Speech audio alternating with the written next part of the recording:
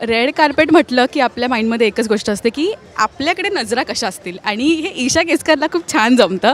आल्या आल्या नजरा तुझ्यावर होत्या. खूप सुंदर दिसतेस आणि युनिक लुक केलास.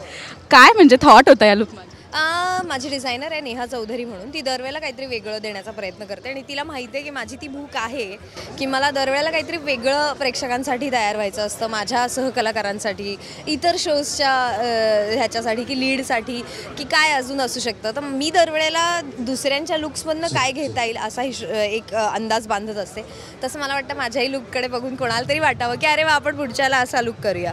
सो मी हा लुक केला आहे. हा थोडासा आजची थीम आमची पार्टी आहे आणि आमचा कलर हे होता सांगितलेला sea green with oxidize jewellery. So to keep everything together असं ऑक्सिडाइज थीमचं हे केलेलं आहे आउटफिट जो मी लोळवला आहे थोडा, प्लीज डोंट माइंड.